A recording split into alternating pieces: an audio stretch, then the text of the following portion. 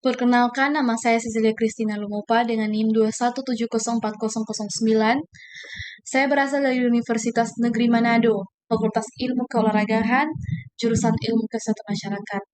Baiklah, saat ini saya akan mempresentasikan tentang dasar kependudukan. Jadi saya akan membahas mata kuliah saya juga, dasar kependudukan. Bagian-bagian dalam dasar kependudukan. Nah, yang pertama, kita melihat ada pengertian demografi. Jadi demografi itu apa? Demografi atau ilmu kependudukan adalah ilmu yang mempelajari dinamika kependudukan manusia. Demografi meliputi ukuran, struktur, dan distribusi penduduk, serta bagaimana jumlah penduduk berubah setiap waktu akibat kelahiran, kematian, migrasi, serta penuaan. Yaitu menjadi salah satu pengertian demografi. Hubungan antara kependudukan dengan kesehatan masyarakat. Nah, ini dipengaruhi oleh beberapa disiplin ilmu. Ada epidemiologi. Epidemiologi adalah cabang ilmu biologi yang mempelajari dan menganalisis tentang penyebaran, pola, dan penentu kondisi kesehatan dan penyakit pada populasi tertentu. Ada biostatistik. Jadi biostatistik atau biostatistika adalah penerapan ilmu statistika ke dalam ilmu biologi. Ilmu biostatistika meliputi rancangan percobaan biologi, utamanya dalam bidang bioteknologi, agrikultur, dan kedokteran, pengisian data, peringkasan data, dan analisis data percobaan. Nah, ada kesehatan lingkungan juga. Kesehatan lingkungan merupakan cabang dari ilmu kesehatan masyarakat yang mencangkup semua aspek alam dan lingkungan yang mempengaruhi kesehatan manusia. Jadi, kesehatan lingkungan berfokus pada kealami dan penciptaan lingkungan yang memberikan keuntungan pada manusia. Nah, sini juga ada pendidikan kesehatan dan perilaku, ada ADM masyarakat atau konteks ADM kependudukan, ada gizi masyarakat, juga ada K3 atau keselamatan dan kesehatan kerja, yaitu singkatan dari K3. Jadi pengertiannya adalah segala kegiatan untuk menjamin dan melindungi keselamatan dan kesehatan tenaga kerja melalui upaya pencegahan kecelakaan kerja dan penyakit akibat kerja. Juga di sini ada kependudukan secara umum juga ada sistem informasi kesehatan, yaitu menjadi hubungan antara kependudukan dengan kesehatan masyarakat. Jadi hubungan dari penduduk dengan kesehatan masyarakat ya dipengaruhi oleh beberapa faktor disiplin ilmu yang sudah saya paparkan tadi. Lanjut pada bagian ukuran kependudukan. Nah, di sini ada beberapa, yaitu bilangan dari ukuran kependudukan yaitu ukuran yang digunakan untuk menunjukkan jumlah absolut atau mutlak atau suatu kejadian peristiwa demografi yang terjadi di daerah tertentu dalam suatu periode tertentu. Rate, jumlah kejadian peristiwa demografi dalam suatu penduduk dalam periode tertentu, biasanya 1 tahun, dibagi penduduk etnis selama periode tersebut. Rasio, yaitu ukuran perbandingan satu jumlah dengan jumlah yang lainnya, atau perbandingan antara dua bilangan. Misalnya, satu subgrup penduduk dengan subgrup penduduk lainnya. Proporsi atau presentase adalah ukuran antara dua bilangan, di mana pembilangannya merupakan bagian dari penyebut atau jumlah suatu subgrup penduduk dibagi dengan jumlah seluruh penduduk.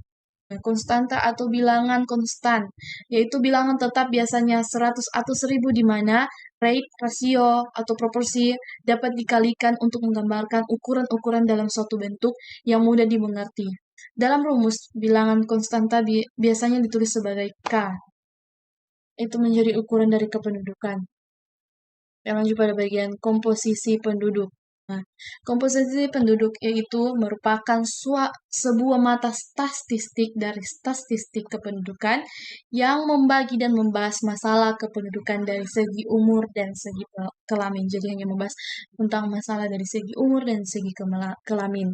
Itu adalah pengertian dari komposisi penduduk. Lanjut pada bagian piramida penduduk.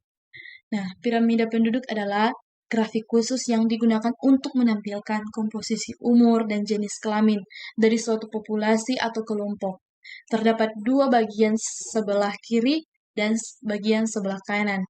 Bagian sebelah kiri menyajikan data laki-laki, bagian sebelah kanan menyajikan data perempuan. Sumbu vertikal menunjukkan interval 5 tahunan ditampilkan dari umur yang paling muda hingga umur yang paling tua. Nah, ini adalah contoh piramida penduduk. Nah, Ini menurut kelompok umur dan jenis. Nah, piramida penduduk ini diambil pada tahun 2017 ya. Diambil pada tahun 2017.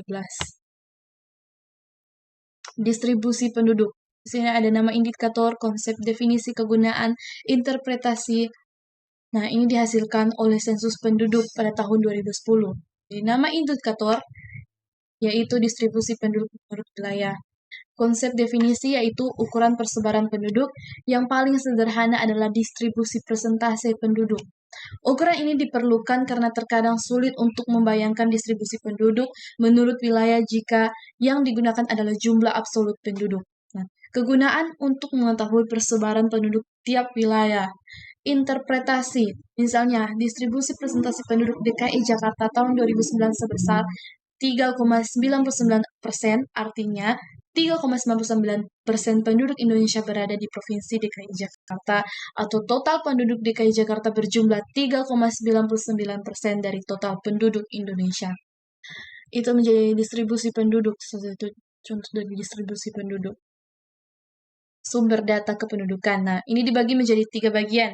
Registrasi sensus penduduk dan survei. Jadi registrasi itu apa? Yaitu pencatatan peristiwa vital yang dilakukan secara kontinu berdasarkan laporan dari penduduk. Di Indonesia, pencatatan ini dilakukan di kelurahan. Nah, jadi sensus penduduk juga adalah pencacahan seluruh penduduk yang tercakup dalam suatu wilayah di Indonesia, dilakukan 10 tahun sekali. Nah, survei adalah pengumpulan data disesuaikan dengan kebutuhan, keperluan dapat dilakukan kapan saja di wilayah tertentu. Itu menjadi sumber data kependudukan. Nah, sini ada konsep dan definisi. Nah, fertilitas yaitu hasil reproduksi nyata dari seorang perempuan atau sekelompok perempuan. Fertilitas yaitu hasil nyata anak lahir hidup. Fekunditas yaitu potensi atau kapasitas fisik untuk menghasilkan anak lahir hidup. Fekun yaitu jika seorang perempuan dapat melahirkan anak lahir hidup. Steril atau fekun. Infekun yaitu jika dapat melahirkan anak lahir hidup. Masa reproduksi atau childbearing age, usia subur dari menarche sampai menopause, juga 15 sampai 49 tahun, ada pula 10 sampai 44 tahun. Itu menjadi masa reproduksi dari childbearing age atau childbearing age.